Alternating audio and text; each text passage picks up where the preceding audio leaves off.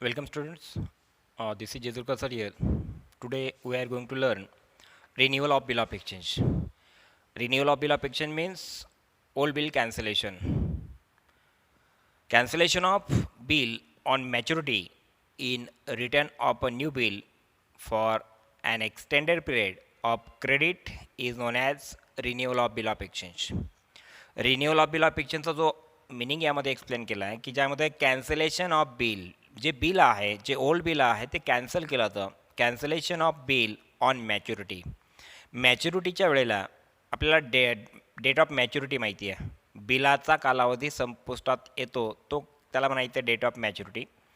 Cancellation of bill on maturity in return of a new bill for an extended period of credit is known as renewal of bill of exchange. जो बिलाचा जो काय credit period आहे तो expand केला जातो, extend केला जातो की ज्यामुळे old bill cancel and new bill prepare या सिच्युएशन अंडर बिल काय केलं जातं, रिन्यू केलं जातं. When the acceptor of bill after acceptance has some doubt that he would not be able to honor the bill on the due date. जो acceptor आहे त्याला due डेटला बिलाचा पेमेंट करणं शक्य होत नाही आहे. When the acceptor of the bill after acceptance has some doubt that he would not be able to honour the bill on the due date. Due डेटला तो बिल हॉनर करू शकत नाही, बिलाचा पेमेंट तो करू शकत नाही याची त्याला जाणीव झाल्याने ही रिक्वेस्ट तो विनंती करतो. कुणाला विनंती करतो? ही रिक्वेस्ट द ड्रावर, तो ड्रावरला विनंती करतो to cancel the original bill. जे ओरिजिनल बिल आहे, जे ओल्ड बिल आहे ते कॅन्सल करावं या संदर्भात ड्रावरला रिक्वेस्ट केली जाते. And to draw a fresh bill, आणि नवीन बिल ड्रॉ करावं याकरिता रिक्वेस्ट केली जाते on him for a further period of time. आणखी काही कालावधीसाठी या प्रकारे बिलाचा कालावधी काय करावा, एक्सटेंड करावा याकरिता ड्रावरला रिक्वेस्ट केली जाते. If the drawer agrees to such on offer, आणि ड्रावी जर त्या ठिकाणी सहमत असेल, ड्रावी जर सहमत झाला, ड्रावी जर ॲग्री असेल, if the drawer agrees to such an offer, the drawee gets extra time of credit for which drawee has to pay interest. जो एक्स्ट्राचा कालावधी एक्सटेंडेड पिरियड आहे त्याकरिता ड्रावी काय करतोय, इंटरेस्ट पे करतोय. If the drawer agrees to such on offer the drawee gets extra time of credit for which drawee has to pay interest. जर ड्रावरकडनं ड्रावीची जी विनंती आहे ती जर मान्य केली गेली तर तो ड्रावी आहे तो त्या एक्सटेंडेड पिरियडकरिता तो जो काय इंटरेस्ट असेल तो देखील त्या ठिकाणी पे करायला तयार असतो. Amount of interest can be paid along with part payment or with the new bill. Part पेमेंटसोबत इंटरेस्टची अमाऊंट पे केली जाते किंवा जे न्यू बिल प्रिपेअर केलं जातं त्यासोबत या इंटरेस्टची अमाऊंट काय केलं जाते, पे केली जाते ड्रावीकडनं. तर ही जी सिच्युएशन जिला म्हणायचं renewal of bill. Renewal of bill मी यापूर्वी सांगितलं की रिन्युअल ऑफ बिल याचा अर्थ की old bill cancellation. Old bill cancel करून नवीन बिल त्या ठिकाणी ड्रॉ केलं होतं. Old tenor cancellation and new tenor continue या अंडर रिन्युअल ऑफ बिल ही सिच्युएशन आपण लक्षात घ्यायची. म्हणजे नवीन बिल कॅन्सल होतं आणि न्यू बिल स्टार्ट होतं. मग steps in renewal of bill. Renewal of बिलमधील ज्या स्टेप्स आहेत की जसं की 4 स्टेप्स या ठिकाणी लक्षात घ्यायचे आहेत की number first is cancellation or dishonour of old bill. Old bill cancel होतं म्हणजेच डिशऑनर होतं, ठीक आहे. सेकंड नंबर स्टेप असेल interest due on balance.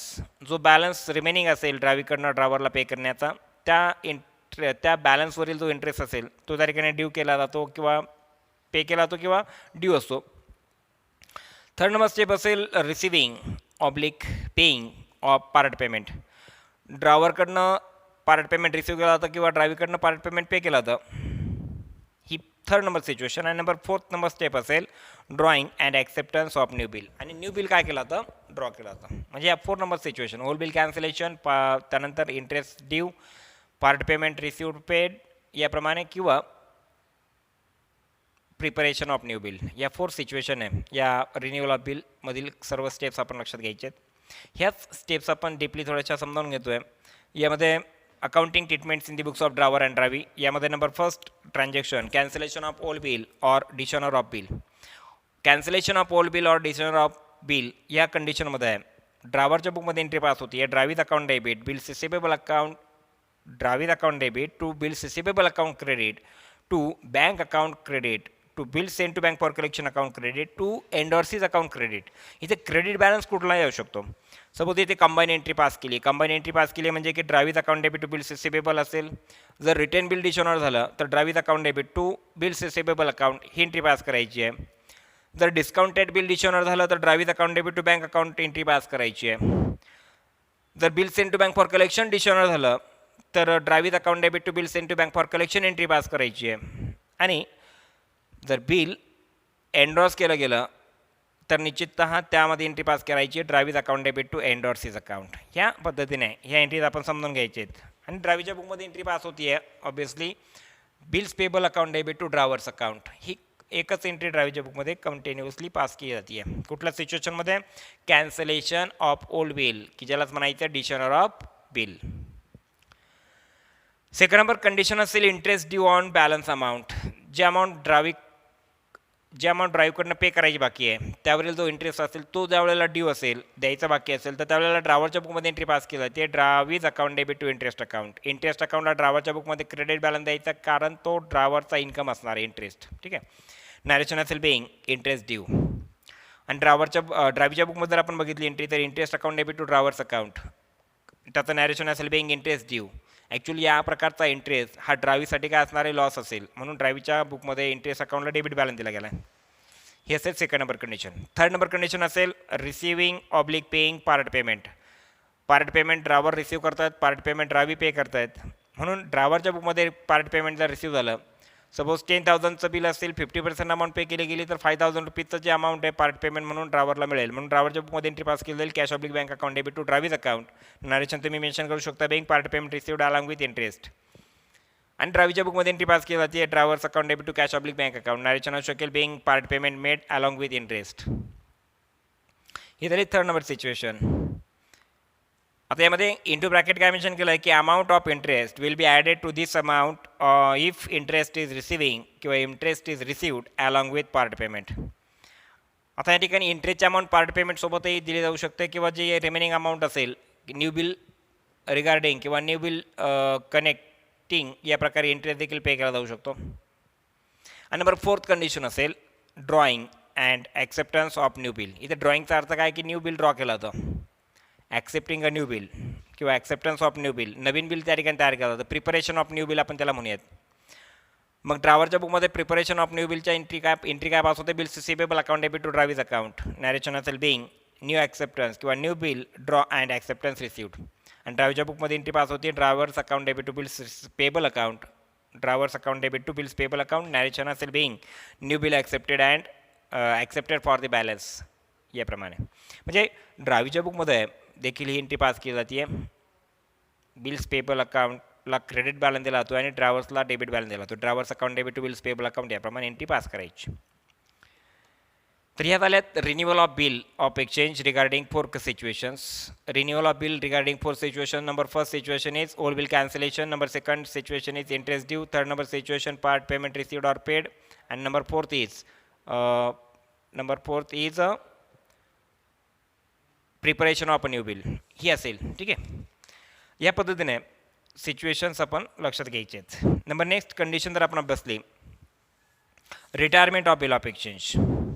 Retirement of bill of exchange ही देखील एक सिच्युएशन आहे बिल रिगार्डिंग की ज्यामध्ये making payment of bill well before the due date और before the date of maturity is known as retirement of bill. म्हणजे retirement of bill याचा अर्थ काय की ड्यू डेट पूर्वी बिलाचा पेमेंट ड्रावीकडनं ड्रावरला पे केला जातो त्याला म्हणायचं retirement of bill. Making payment of bill well before the date of maturity is known as retirement of bill. Due date पूर्वी डेट ऑफ मॅच्युरिटी पूर्वी ड्रावीकडनं ड्रावरला बिलाचा पेमेंट पे केला जातो त्याला म्हणायचं retirement of bill. When he acceptor किंवा when the acceptor of bill makes payment to the holder.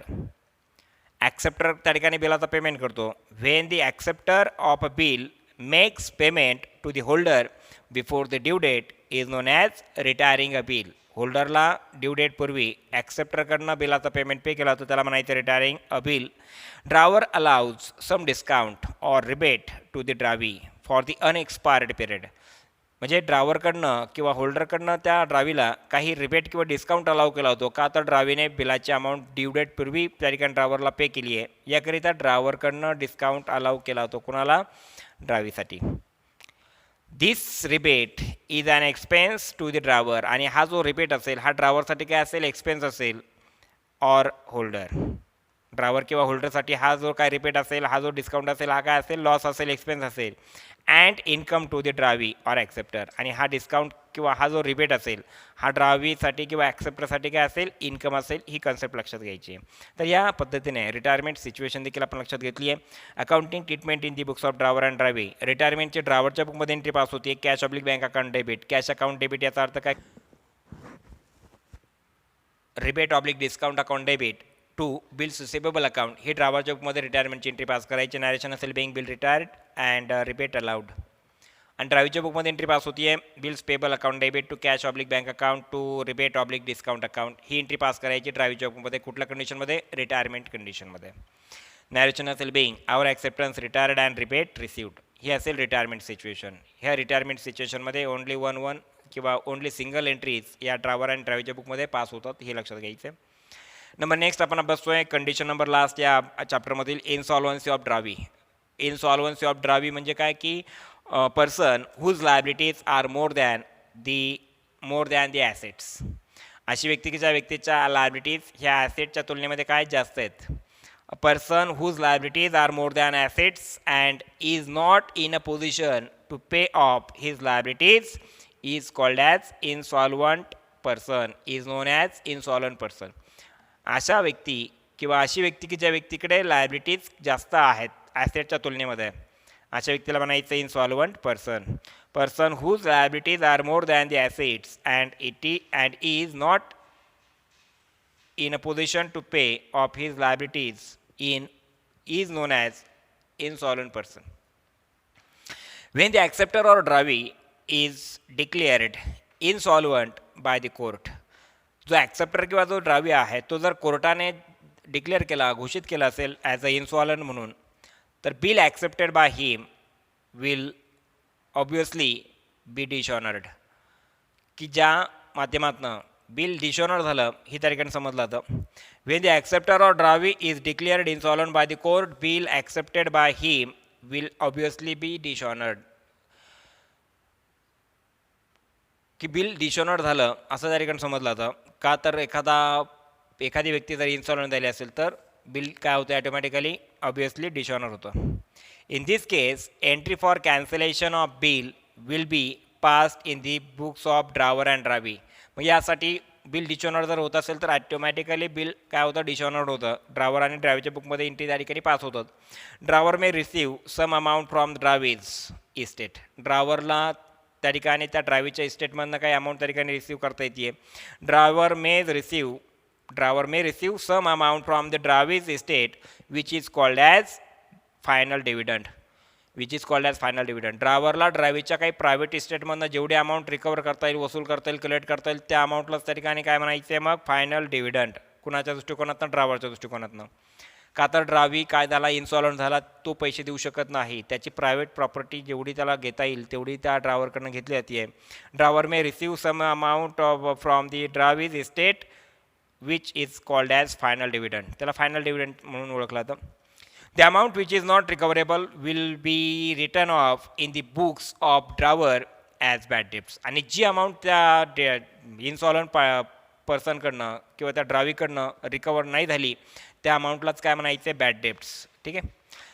The amount which is not recoverable will be written off in the books of driver as bad debts. आणि ड्रायव्हरच्या बुकमध्ये या प्रकारची जी treatment आहे amount आहे ती bad debts म्हणून बुडीत कर्ज म्हणून त्या ठिकाणी इंडिकेट केली जाते.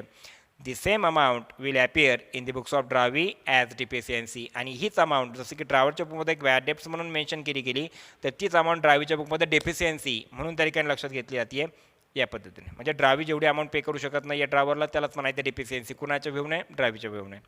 Accounting treatments in the books of drawer and drawee regarding to insolvency situation. यामध्ये 2 कंडिशन्स आहेत की जसे कॅन्सलेशन ऑफ ओल्ड बिल कॅन्सलेशनच्या रिगार्डिंग ड्रावरच्या बुकमध्ये एंट्री पास होते. Drawee's account debit to bills receivable account to bank account to bills to bank for collection to endorsee's account. आता याही पद्धतीने यापूर्वी सांगितल्या पद्धतीने इथे कंबाईन एंट्री पास केली आहे. जसे की बिल्स रिटर्न बिल हॉनर असेल किंवा रिटर्न बिल डिशॉनर झालं असेल तर एंट्री पास काय केलं ते drawee's account debit to bills receivable account. Discounted bill dishonour झालं असेल तर एंट्री पास केली जाते drawee's account debit to bank account. Bills to bank for collection dishonour असेल तर एंट्री पास केली जाते drawee's account debit to bills to bank for collection account. आणि एंडॉर्स बिल डिशॉनर झालं असेल तर एंट्री पास केली जाते drawee's account debit to endorsee's account. आणि याचप्रमाणे ड्राईव्हच्या बुकमध्ये एंट्री पास केली जाते. सिंगल एंट्री असेल bills payable account debit to drawer's account याप्रमाणे. नॅरेशन असेल बिंग आवर ॲक्सेप्टन्स कॅन्सल्ड. ठीक आहे. आणि सेकंड नंबर यामध्ये इन्सॉल्वन्सी सिच्युएशनमध्ये एंट्री तुम्हाला पास करायची आहे. कंडिशन असेल receiving final dividend and bad debts written off. जी अमाऊंट त्या ड्रावीकडनं कलेक्ट होती आहे त्या संदर्भातील ही सिच्युएशन एंट्री की ज्यामध्ये ड्रावरच्या बुकमध्ये एंट्री पास केली जाते cash oblique bank account debit. जेवढी अमाऊंट ड्रावरला रिसीव्ह करते येते तेवढी amount cash oblique bank account debit म्हणून मेन्शन करायची आहे. Bad debts account debit bad डेब्ट जेवढी अमाऊंट त्या डेटर्सकडनं मिळालेली नाही आहे त्या ड्रावीकडनं मिळालेली नाही आहे तेवढी अमाऊंट बॅड डेब्ट्स म्हणून मेन्शन करायची आहे. आणि टू ड्रावीज अकाउंटला क्रेडिट बॅलन्स द्यायचा की या पद्धतीने. नॅरेशन असेल being final dividend received and bad debts written off. ठीक आहे. आणि ड्रावीच्या बुकमध्ये एंट्री पास करायची drawer's account debit to cash oblique bank account debit credit to deficiency account credit ही एंट्री पास करायची ड्रायव्हच्या बुकमध्ये. तर नॅरेशन असेल being final dividend paid and balance credited to deficiency account. आणि हा बॅलन्स जो असेल तो काय केला जातो क्रेडिटला किंवा तो बॅलन्स जो असेल तो काय केला जातो ट्रान्सफर केला जातो कुठे डेफिशियन्सी अकाउंटला या पद्धतीने. म्हणजे ड्रावीच्या भूमिकेतनं डेफिशियन्सी आणि ड्रावरच्या भूमिकेतनं बॅड डेब्ट्स या पद्धतीने ज्या ड्रावीकडनं न मिळालेली अमाऊंट ज्या असेल किंवा न पे केलेली अमाऊंट असेल ती या पद्धतीने इंडिकेट केली जाते. तर या सर्व ज्या अकाउंटिंग ट्रीटमेंट्स आहेत अकाउंटिंग कन्सेप्ट ज्या आहेत त्या आपण या ठिकाणी लक्षात घेतलेल्या आहेत.